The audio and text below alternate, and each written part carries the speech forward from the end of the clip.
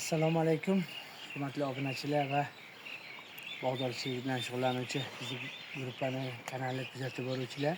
Biz bundan 8 kun, 10 kun oldin anorlarni qanaqa kesilishi, qanaqa shakl berish jarayonini videolarini chiqazgandik. Mana biz o'sha gul davriga ham, hosilni ushlash davriga ham yetib keldik. Eng qizig'i bir oldindan aytib qo'yishim kerak, bu anorlar ko'milgan anor. Bu ko'milmagan anor emas, ko'milgan anor. Shuni hisobiga guli salgina nozikroq ushlaydi. Nimaga? Birinchi gulni qanday tushunsam bo'ladi? Birinchi gul kechki bo'ladi ko'milgan anorga. Ko'milmagan anorga ertachi gul, mayski gul juda kuchli bo'ladi. Shunda ham biz mana e'tibor bersak, tepa qismini olib ishladik. Tepa qismini olib, ora ochilishliklarini ta'minlash darajasini yo'lga qo'yib ishladik. Endi o'shanga misol mana. E'tibor beramiz, hosildorligimiz qanaqa? O'z o'rnida. Faqat yana bir narsani misol qilamiz, masalani. Keling, mana. Hosildorlik dona. Mana shu anor ko'tarsa 2 kilo anor ko'taradi. Bir donasi yetilganda xabarlaringiz bor, anorchilik bilan shug'ullanadiganlar biladi. 400 gramdan 1 kilo 200, 1 kilo 600 gacha anor hosil oladi. Eng kuchli bergani 1 kilo 600. U o'ta kuchli bo'ladi, unda uncha nimasi yo'q. Keling endi mana sizga shoxni qanaqa holatda kesib tartiblagan holatimiz. Hosili kam-ku? Yo'q, hosili kam. Biz hosilga qiziqmadik buni. Nega? Biz kelajakka mana shu holat taxlab ishlasak, hozir hosilxonalarda ko'rsatib o'tib olamiz. Mana shu holat. Anorning etabiga qarang. Birinchi yaris qanaqa? Endi qiladigan ishimiz mana buni qachchasimon sifatida ushlash uchun olib qolingan edi, bu olib tashaladi.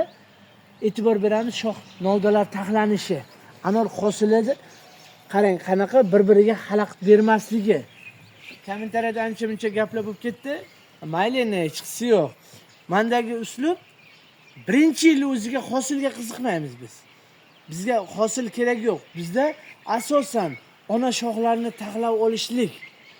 Xom novdalarga keladigan bo'lsak, mana endi bizga keyingi tepaga ko'tarilishga mana xom novda. Keyingi yarisga mana xom novda.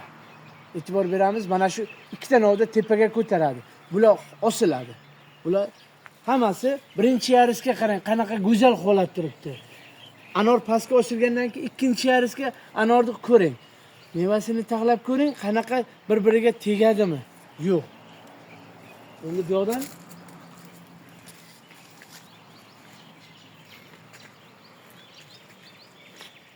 mana o'sha kesib ochib tashlangan tepa qismini olingan holatlari.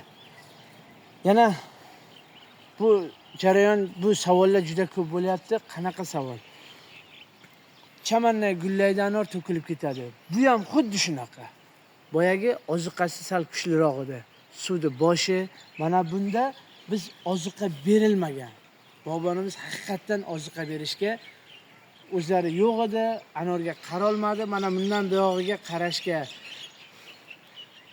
o'zlari va'da berib nima qilyaptilar? Menga emas. Bu o'zlari uchun. Endi bunda qiladigan ishimiz masalan nima bo'lishi mumkin? Mana shu holatda bosh adoq olinadi. Bosh adoq to'proq olinadi. To'proq olingandan keyin yarim metr chuqurlikda qoziladi-da, har 4 ta, 3 ta anor. Suvni to'liqligiga qarab, tiniqligiga qarab. Qanaqa tiniq holatda bo'ladi? Bosh adoq bir xil holatda yama qilinadi. Yamada yarim metr atrofida oldi yopiladi. Yana xuddi shunday 4 ta anor oralig'ida xuddi shunaqa yana oldi band bo'ladi.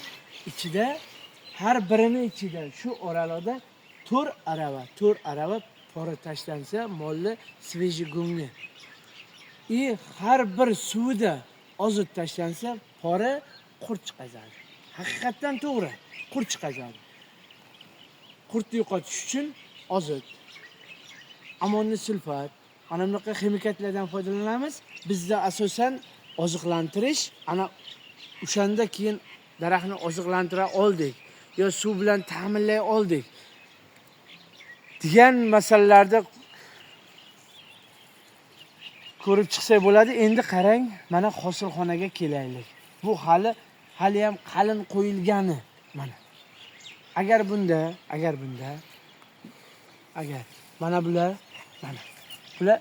novda taxlanishiga qarang, e'tibor bering mana.